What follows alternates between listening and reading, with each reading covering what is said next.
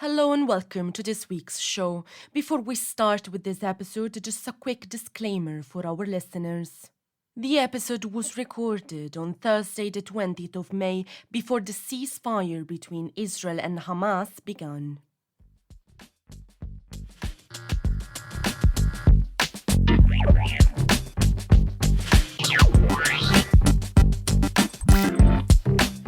Hello and welcome to the Weekly Defense Podcast, this week brought to you in partnership with our sponsor Raytheon Intelligence in Space.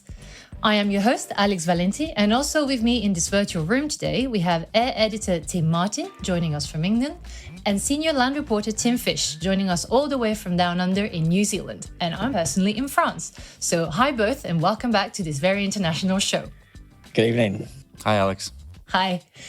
So before we move on with today's show, I just wanted to give a little background about myself to those of you, to our listeners who have never heard about me. I have joined the defense industry 6 years ago, and I have been a defense journalist since then.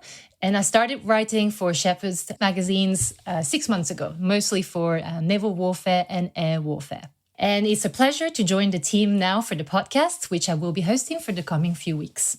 Now, time to look at the agenda for this week, where we will discuss the most recent Israel-Palestine conflict from a defense perspective, considering the equipment in use from both sides across the air, land, and to a certain extent, naval domains. Also, in the second part of the episode, we are in conversation with our military training editor to discuss the latest from his domain. We're looking forward to delving into all this shortly, but first, let's have a look at what has made the headlines this week in defense. And we start in Russia, where Rosoboron Export has delivered underwater pistols and assault rifles to an unnamed foreign customer. The SPP-1M pistol can hit underwater targets at a range of up to 17 meters when fired underwater, or up to 20 meters when fired above the surface. The specialized underwater APS assault rifle can hit targets at a range of up to 30 meters underwater and up to 100 when fired above the water. In Turkey, tests have begun of an indigenously produced engine to power the Altay main battle tank. The 1500 horsepower engine was developed in the Batu project by BMC Power and is scheduled to equip the Altay from 2024, according to the Turkish Presidency of Defense Industries. However, test and qualification issues remain to be solved by BMC Power. It's also worth noting that Altay would have been using the German-supplied engine and transmission, but this plan was scrapped following an embargo imposed by Berlin after Turkey moved into northern Syria in 2019. As for the virtual Suffolk event, which kicks off this week, speakers started by addressing the urgent need for US Special Forces to leverage and blend three kinds of intelligence, surveillance, and reconnaissance capabilities in order to operate in semi-permissive and potentially non-permissive environments. This echoes concerns that US dominance in the electromagnetic domain is ebbing away. USOCOM acquisition executive James Smith, for example, called for better exploitation of cyberspace, space, and unmanned systems by tactical special forces teams.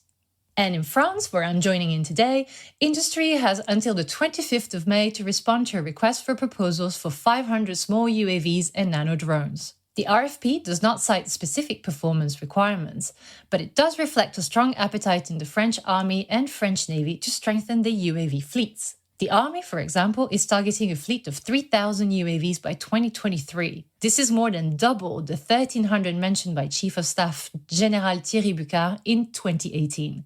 Ongoing operations, particularly Barkhane in Mali, have shown the value of small unmanned aircraft for ISR and targeting. And this concludes this week's news roundup. Time now to bring on the rest of the team and discuss this past week's burning matter, the latest flare-up in the Hamas-Israel war. But just before I come to you guys, I wanted to give a quick background for our listeners.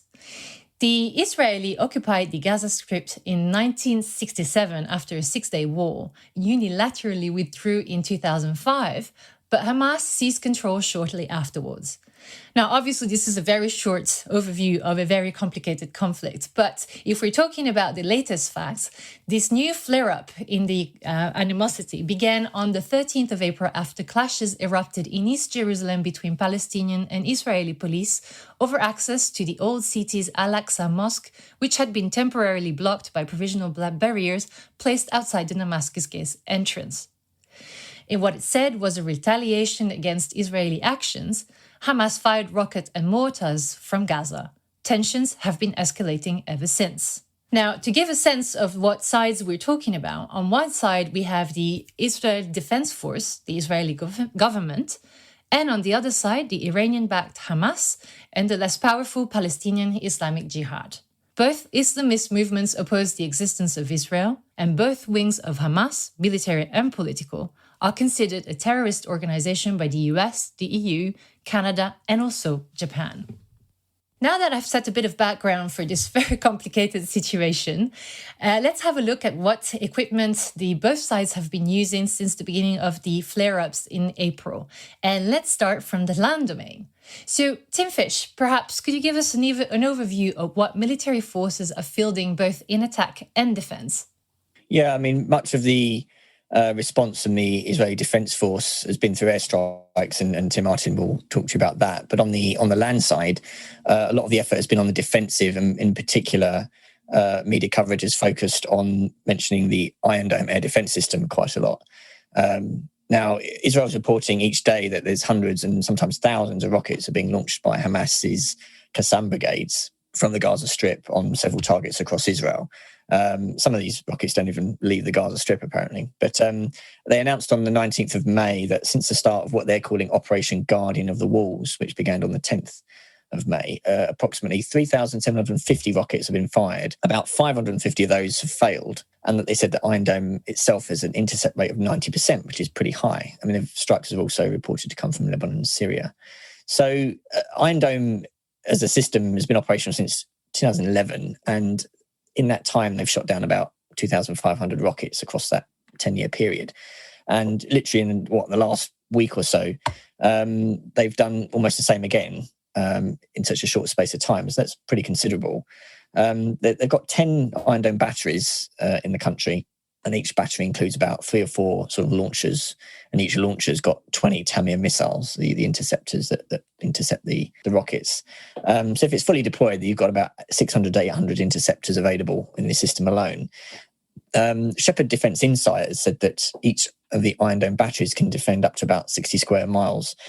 But the systems are strategically placed around the cities to intercept threats headed towards populated areas. So they ignore any rockets that sort of fire at uninhabited regions. This is kind of a cost-effective measure, so you're not using up your interceptors on rockets that are coming that are not going to cause any damage to anybody. But I mean, the system's under constant development, and as recently as March, Rafael Advanced Defense Systems and the Israel Missile Defense Organization completed tests in southern Israel to assess new upgrades to counter emerging threats.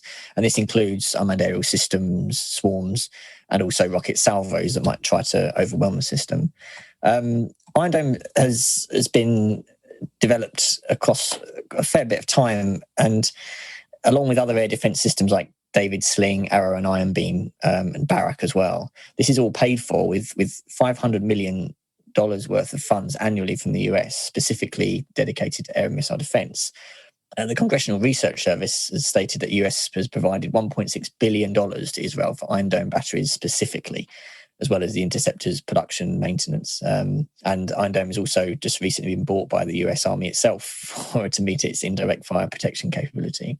So that's kind of what Iron Dome is and what it can do, which is quite an effective short-range capability that fits within Israel's air defense network.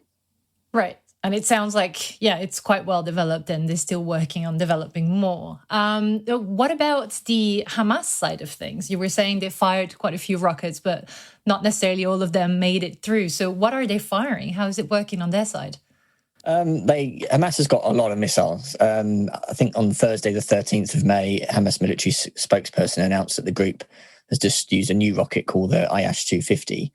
That can reach near Tel Aviv. This rocket's got a range of more than 150 miles, according to Hamas, although whether that's true or not, we're not sure. And it's not clear if their missiles have been successful in getting precision guidance fitted onto them either.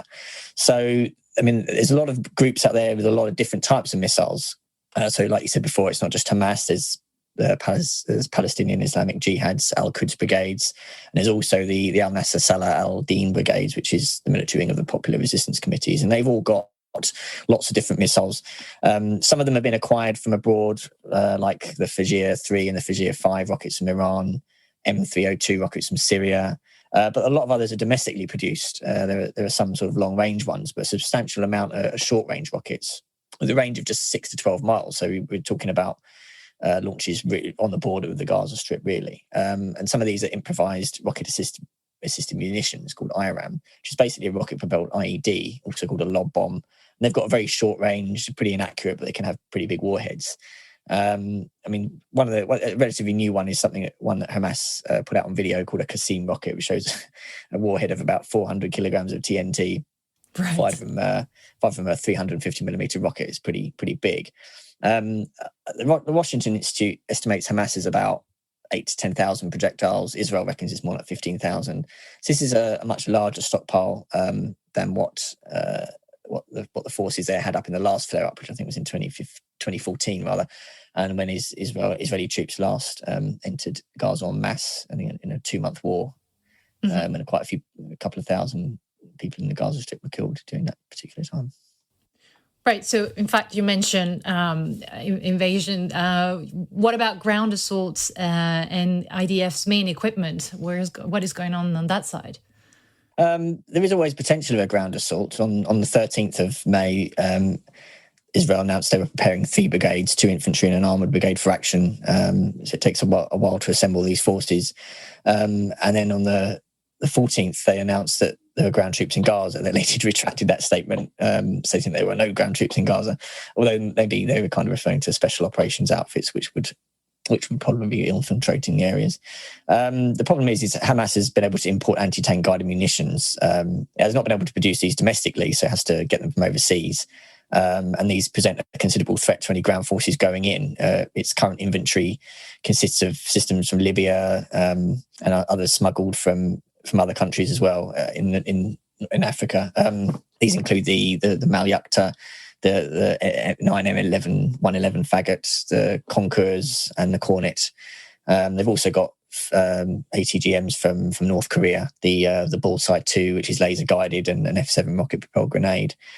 Iran is producing several types of anti-tank guided munitions as well, which have already been exported to Yemen and Iraq. So it's likely that these will also end up in Gaza too.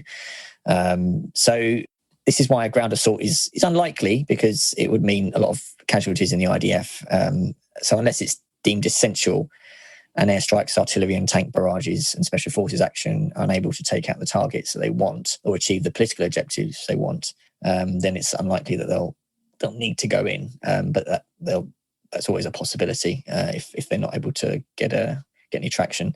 I mean, I think the tunnel networks in Gaza are sort of 20 meters deep. So whether this can be achieved, taking these out, but just using air power artillery, it's not exactly sure. Right. Well, yes. I mean, nobody has a crystal ball, but I think I would have gone with the same assumption as you so far. As long as they can delay, there's not going to be any ground assaults. And you mentioned the airstrikes and and what's going on up in the air. So let's move to you, Tim Martin. What is it looking like on the air side of things? Okay, yeah, so I'll start with Hamas and specifically their military wing, Al-Qassam. So, I mean, it's fairly straightforward what they have within their arsenal when it comes to the air side of the house. So it's the main thing that they have is the Shephard drones. So they're armed UAVs with around 5 kilograms of explosives. And so defense analysts have consistently pointed to the fact that the design of them is pretty much a copy of the Iranian Abil 2 drone. And so they strike in a kamikaze fashion. And, you know, it's no surprise in terms of where these have been used before. So, you know, Houthi rebels have used them in Yemen, using kind of similar tactics and technologies, as one source said to me over the last few years. So that's really kind of the full snapshot I can give you in terms of Hamas. And you know, we'll now get on to Israel, but you know, it's indisputable that their capabilities in the air obviously dwarf those of Hamas. But it's a wide collection, really. There's no surprises here of what's being used from Israel in the air. So it's a collection of, US-made and Israeli-made fixed wing and drones. So in terms of the strikes, you're talking F-35As, F-15Es. And then for ISR and strike on the drone side, you're talking about ATAN and the Hermes 450 and 900. And a source I spoke to also said that he understands that Israel's new Oren wide area surveillance aircraft that was delivered in April. That's also been part of the mix here, which is a kind of formidable capability when it comes to multi-domain integration and in terms of surveying targets of interest, even in the maritime environment as well. So that, broadly speaking, is the very rough overview of what's being used on the air side.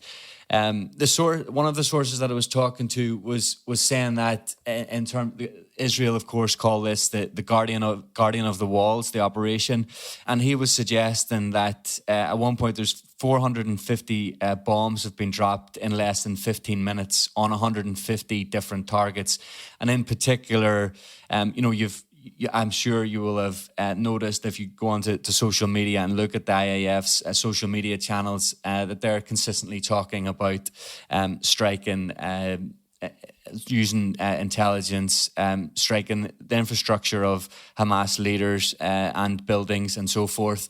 But actually, he was suggesting that in terms of success on the Israeli side, that's mainly come from trying to strike and being successfully actually striking the subterranean network of Hamas, and so the tunnels and infrastructure.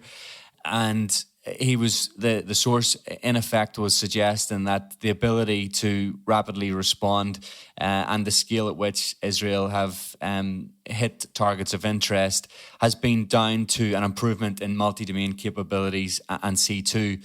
And if there is a theme or a trend to be drawn from the air side, certainly where Israel is concerned, that might be it, or at least that's his take on it. Should say that the source himself, was formerly in the Israeli armed forces, so you would imagine that he is fairly well in the know on these things. Yeah, I would like to guess so. Yes, definitely. And so Tim Fish, in fact, briefly mentioned before also the support of the US to Israel in terms of weaponry.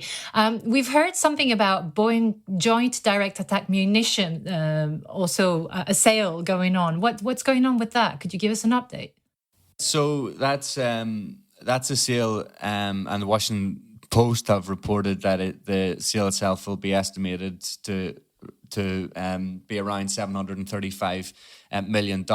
It's not official yet. It hasn't been approved, but we're led to believe that it will go ahead. But yeah, basically JDAM are made by Boeing and is essentially a low-cost guidance kit that converts free-falling bombs effectively into precision guidance bombs.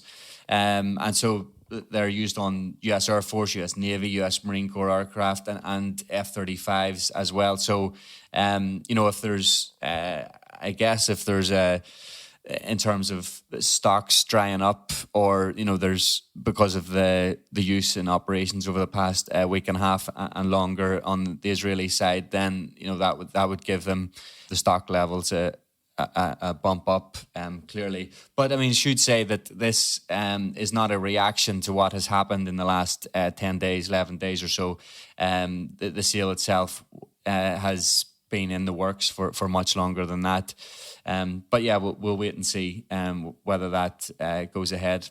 Right. Well, and it predates. So, by what you're saying, also clearly it predates what's going on at the moment and what's just been going on in the last 24 hours. Whereas France has been proposing a joint action plan for a ceasefire at the UN, and the US has been putting his veto to it. So, those two events are completely unrelated.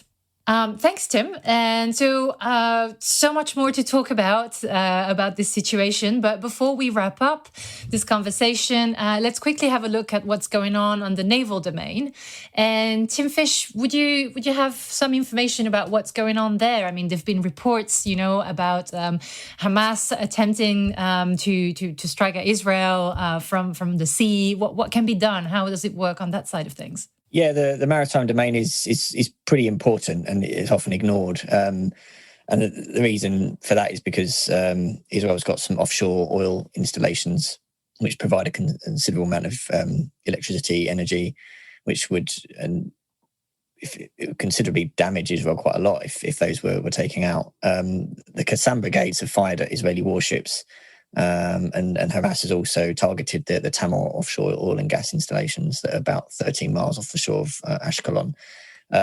These are protected by Iron Dome, actually. And also one of the Israeli Navy SAR 5 class corvettes has 2 Iron Domes fitted onto the flight deck to provide additional protection. And apparently it's used its Barak naval air defense system as well. And it's got 3 of those ships the Navy has. So they're at sea. Along with SAR 4.5 class corvettes and Super Devourer class patrol boats, which are going up and down the coast. The Navy's going to get some new SAR 6 corvettes from German shipbuilder ThyssenKrupp Marine Systems. One's already been delivered. And these are, again, designed to protect Israel's maritime oil infrastructure. So it kind of illustrates how a country which is surrounded by enemies and really kind of needs to focus on its land and air forces also has a significant navy as well, and that's because of the importance of its energy supplies to the economy. Hamas has hit an oil storage depot in Ashkelon, and there's some photos on social media of sort of a large blaze and lots of smoke going up. There were also reports of Hamas using what is called an unmanned submarine guided by GPS. If it's guided by GPS, it's not going to be under the water. And if it's unmanned, it's probably going to be a torpedo or something, or maybe an unmanned surface vessel with explosives. But apparently it was destroyed by the IDF after it was launched, before it left the coast. IDF warships also fitted with the maritime version of the Spike non-line of sight missile, so they can actually, with a range of 20 kilometres, they can hit into the Gaza Strip as well. So they can not just attack from the air and from the land side, they can also attack from the sea. Operators will be able to use the IR camera sensor to observe the missile launch and look at the targets, as they're striking. And apparently the Navy's conducted about 100 strikes already on Hamas targets, and the Israeli Navy said it's destroyed pretty much all of Hamas's and the PIJ's naval infrastructure, bases, weapons, warehouses, and operatives as well. So again, Hamas and the forces in the Gaza Strip are completely outclassed in this domain as well. Yeah, clearly. I was going to say, it looks like in the naval domain, Israel also once more has the upper hand, so to speak. Well, thanks very much, Tim Fish, for this on the naval domain, and thanks to both of you for all this very interesting conversation. Again, there's so much more to say, but unfortunately, we are out of time. So just before we move on with the show, a quick reminder for our listeners. If you want to find out more about Shephard's defense news coverage, previous episodes of the podcast, video content, and more, please visit our website, shepherdmedia.com/news. And coming up after the break, multimedia journalist Noemi Di Stefano catches up with Trevor Nash to discuss recent developments and news from some training and simulation programs. Stay with us.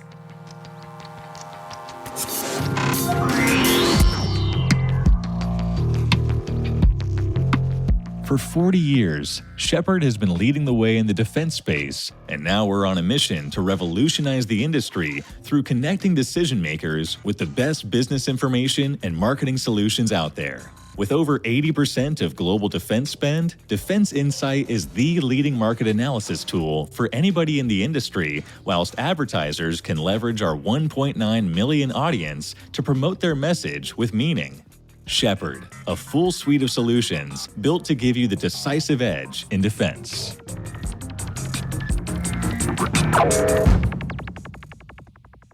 And welcome back to the show, this time with me, Noemi Di Stefano, and military training editor Trevor Nash. Hi, Trevor. How are you? Very well, thank you, Naomi. Good to be back on the podcast. Yeah, thank you for joining me today. It's been quite a while since last time we spoke, so it's good to catch up. Let's look at our agenda for today, which includes a conversation about upset prevention and recovery training, and then we will move to discuss how much training is evolving and changing as a result of military forces transforming and adopting new equipment. But before we dive into all of that, Trevor, just give us an overview of what has been happening in the realm of training and simulation in general in the past couple of months. Well, it's certainly been busy, Naomi. That's for sure. I suppose the largest contract was the US Integrated Visual Augmentation System, so-called IVAS, which monetarily has got a value of around about $22 billion if all options are taken. And although that's not purely a training contract, it's about fitting soldiers with a headset-based device which allows them to undertake visual systems such as augmented visual systems, laying down tactics on their headsets. There is certainly a large training element to it. On the air front, the establishment of the joint RAF Qatari Hawk Squadron at RAF Leeming was quite a big story, and that provides joint benefits for both parties. Whilst remaining in the air, Sweden has selected the Grob 120 TP as its new basic trainer aircraft. And in Germany, Top Aces has secured a new aggressor service deal with the German Air Force, which is very interesting. And maintaining that theme, the US Navy is looking at revamping its aggressor operations by adding Super Hornets and F-16s. Major deal eventually in the next couple of years when that all occurs. So yeah, it's been a busy time. Thank you for those headlines. Of course, these are all stories you've been following and reporting on. So for our listeners, if they're interested in catching up with those news, if they haven't already, they can just visit our website, shepherdmedia.com. And let's move to our first topic, which is upset prevention and recovery training, or UPRT. For those with a taste for acronyms. I'm sure many listeners will be familiar with this notion, but perhaps for those who are not, Trevor, what is upset prevention and recovery training, and what are its objectives?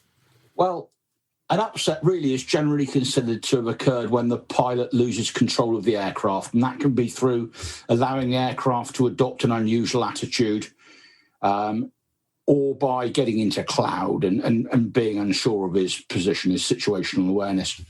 This can occur for a number of reasons, as I say, but the situation can be made worse by the sort of psychological and physiological aspects leading to a losing of situational awareness and eventually panic. So the key is not to get into that position in the first place. And then if you do get into that position, be able to recover the aircraft as quickly and as safely as possible. This issue of upset training is vital both in the military and commercial communities. And earlier this year, we had a very sad and tragic loss when a US Air Force F-15C crashed into the North Sea. And this, according to the official report, was caused by spatial disorientation and the pilot not interpreting his instruments correctly. So that's a classic case of this upset scenario. In fact, losing control of the aircraft has been the single greatest cause of fatal aviation accidents for more than a decade now. So it's a very serious topic. And which pilots do need to undergo the UPRT training, Trevor? Well, all pilots need to undergo it, really. And it's most usually taught by giving the pilot experience of aerobatics during basic training, and also by using ground-based spatial disorientation training that causes vestibular stimulation. And that is, obviously, we get our balance from our inner ear. And if that stability is upset, that's when we lose this situational awareness. So typical products to cause this vestibular stimulation are provided by companies such as ETC with their GAT, GH and GyroLab systems.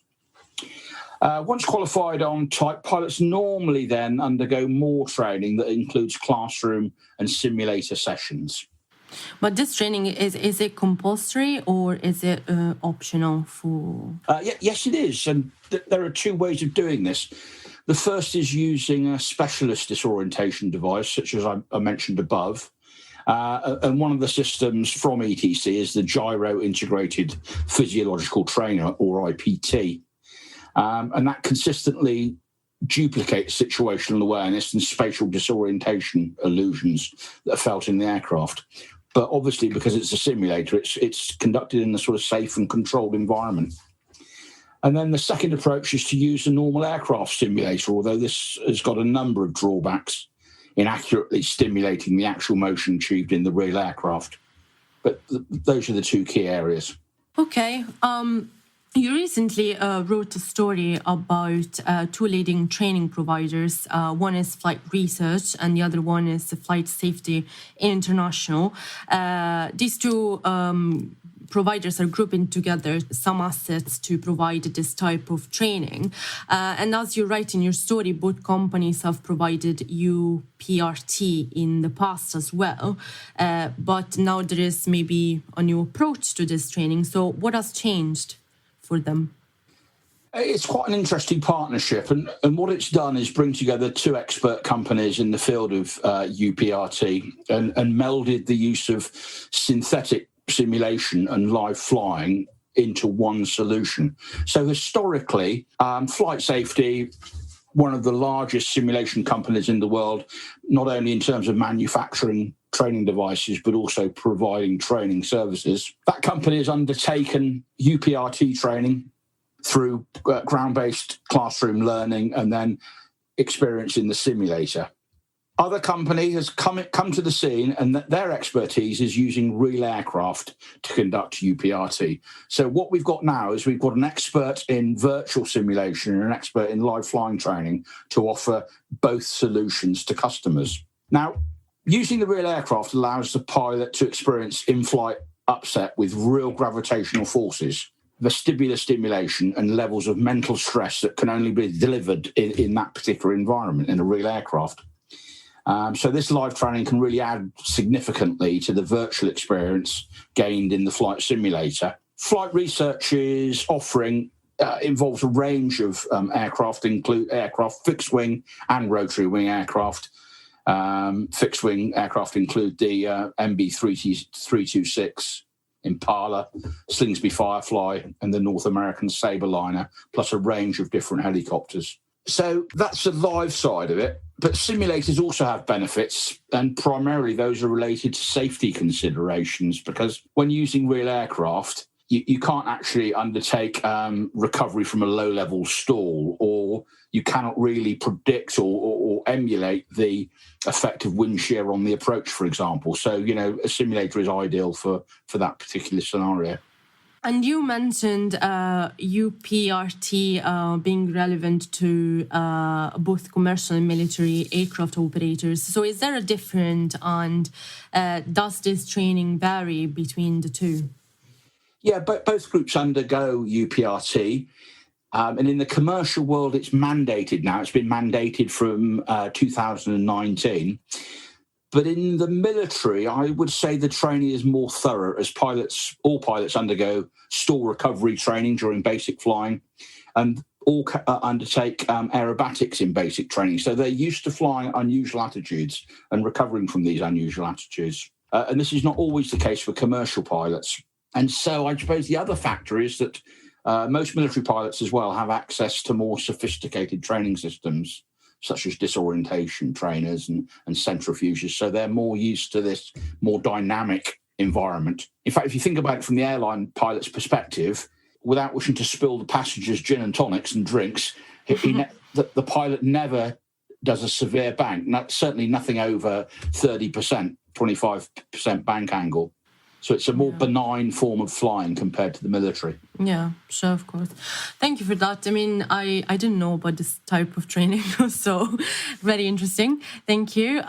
Let's move on. Let's talk about how soldiers are adapting to training for future technologies, by which we mean, of course, robots, AI, unmanned platforms, cyber tech, and all of that. Which is, of course, transforming armies worldwide, and I would say from within.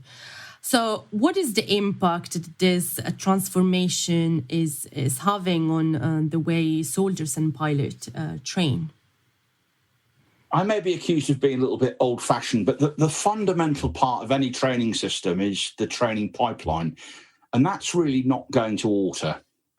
That's not to say that people can't move along that pipeline at different rates and receive different types of training, but the pipeline is really all about an input standard at one end, receiving the delivered training in the middle, and finally coming out at the other end at a certain output standard. And that's really what training is all about, the fundamental part of training.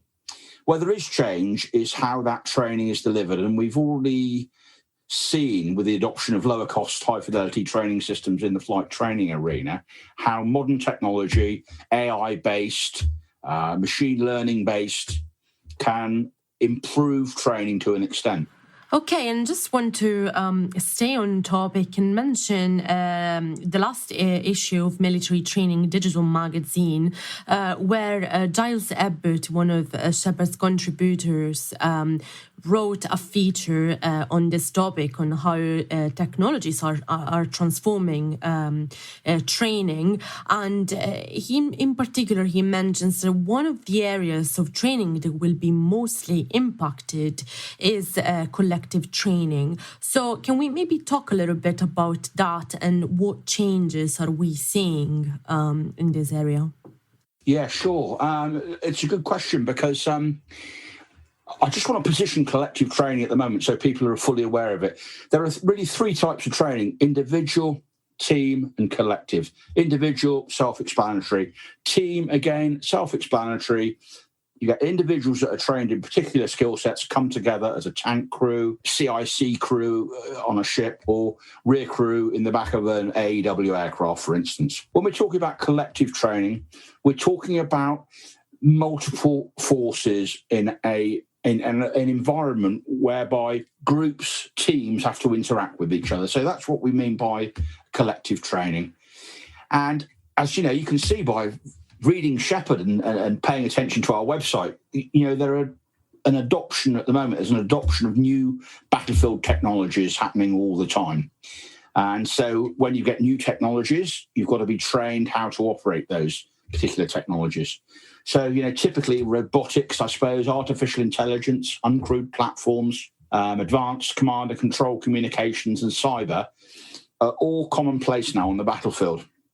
And as they're introduced into the land warfare domain, the increasing complexity of the future battlefield means that these operations are being transformed, and we must change our training as such to address the training requirements that emerge from these developments and developing solutions that themselves leverage new technology. So I suppose as an example of the changing battlefield and how training is adapting, I could mention three sort of exemplar programs: the US Army's Synthetic Training Environment, or STE, Project Scorpion in France is another one that Giles talks about, and the UK's Collective Training Transformation Programme. Those are the three key ones at the moment. Yeah, let's focus on the UK one. The British Army is currently undergoing a training modernization effort in the form of, as you said, the British Army's Collective Training Transformation Programme, also referred to as CTTP. So can you tell us about this effort a little bit more in detail, please? Well, CTTP is largely driven by the British Army's Army Land Operating concept, which is all about, as the Army say, the integration of hard and soft effects, blending lethal with non-lethal and exploiting digitalisation in order to unlock opportunities around autonomous and artificially intelligent systems. Bit of a mouthful, I know, but the fact of the matter is, as we've seen with these new technologies emerging, we need to have a new way of applying those technologies and training for those technologies. So in parallel, Naomi, with CTTP, we've got a thing called Project Castle going on at the moment in the British Army, which is looking at what it calls TEL, or Technology Enhanced Learning. And although this is for individuals, as I mentioned before, the individual forms part of the collective training system. And what the British Army are doing is they have a project called FCTS, which is the Future Collective Training System, that is due to be delivered from 2025. And it will, after the long process of CTTP, FCTS is really the result of CTTP in many ways. There's a little bit of confusion in that, like the Army's synthetic training environment, that particular project, STE in the US is not just about synthetic or virtual training. And as collective transformation in the UK, that's not just about collective training or indeed live training. And a part of CTTP, a very key part, is the UK's single synthetic environment project. So CTTP is across the board, live, virtual and collective, as is STE in the US.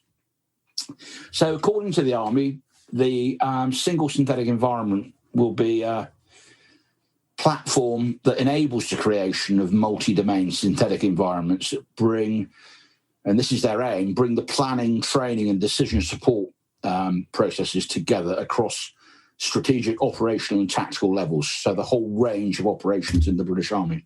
So, it's really a vitally important programme for the British Army's future training doctrine. And if we look outside the UK, what can the global simulation training industry offer in terms of collective training solutions? Well, one of the key aspects of CTTP is that the British Army wants to transform the relationship with industry. So it's not only for management and delivery of collective training, but also their relationship. Here, the real key to this is innovation.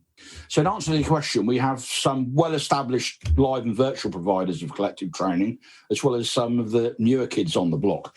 The established live players, for example, with footprints in the UK, who've done business with the UK, include Saab and Cubic with DefWes and AWES, and the US company Ravenswood Solutions that are involved in Kenya with the British Army Training Unit Kenya to offer live training over there. The UK's major collective virtual training facility is overseen by Lockheed Martin UK, and that's the Combined Arms Tactics Trainer. And as to those sort of new kids on the block, as I referred to them, emerging companies coming to the scene, we've got 4GD, which is increasing its footprint, let's put it that way, with its smart facility system, which is in service in the UK and in the US. So that's certainly a company to look out for. Okay, thank you for that full picture, Trevor.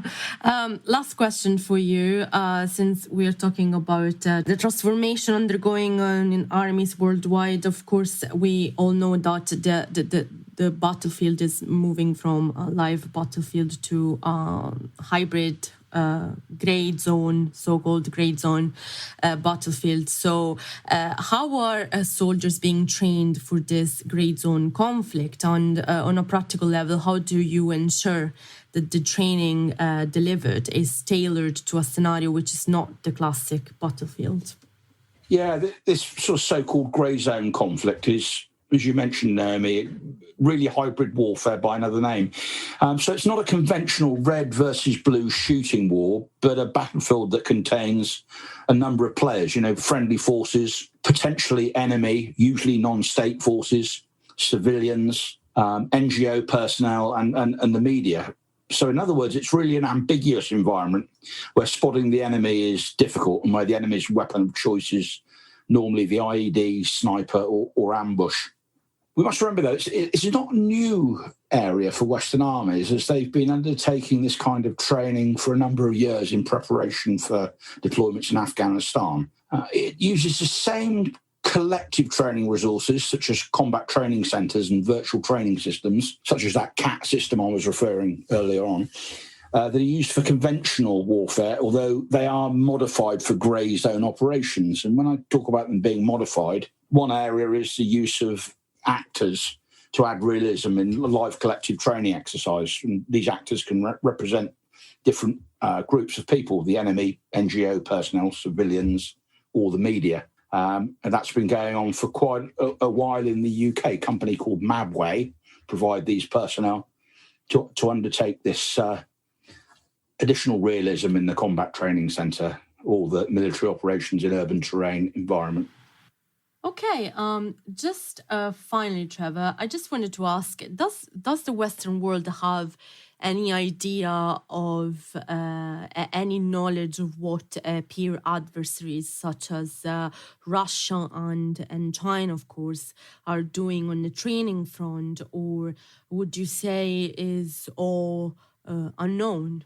I think they do, because certainly with the Russian forces, let's not forget they've been involved in 2 conflicts in Eastern Europe over the last few years, in Chechnya, also in Ukraine. So we have an idea of their tactics, and it's very interesting to balance off the grey zone with those force-on-force, peer versus peer conflicts.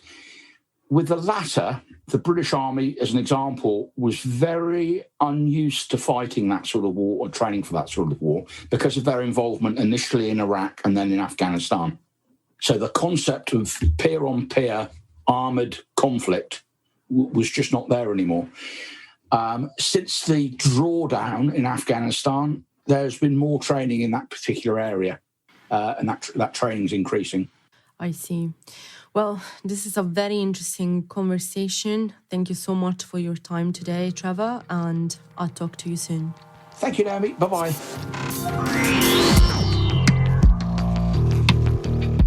Hello, my name is Andrew, and Shephard has asked me to speak to you about my experience with Defence Insight, Shephard's all-in-one market analysis tool that has helped me spend less time finding opportunities and more time winning them. With full market data at my fingertips, I'm able to identify upcoming and lapsed programs, see the bids that won and failed, and, this is the part that really helps, beat my competition to opportunities and increase my win rate. Shephard's tool brings together programs, systems, and subsystems into one integrated location, so you can see the entire supply chain. So whether you're a researcher, business developer like me, or your role is focused on strategy development, see how powerful Insight can help improve your everyday with a free product demo. Contact the experts at insights@shephardmedia.com. This episode of the Weekly Defense Podcast was brought to you in partnership with our sponsor Raytheon Intelligence in Space. A big thanks to everyone who took the time of being with us today. And for our listeners, if you enjoyed the show, make sure you like and subscribe, leave a review on iTunes, Spotify, Google Play, or wherever you get your podcasts from.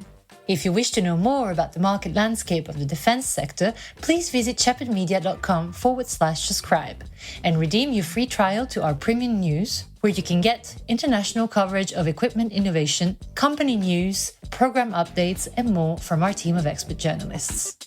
Until next week, thanks for listening.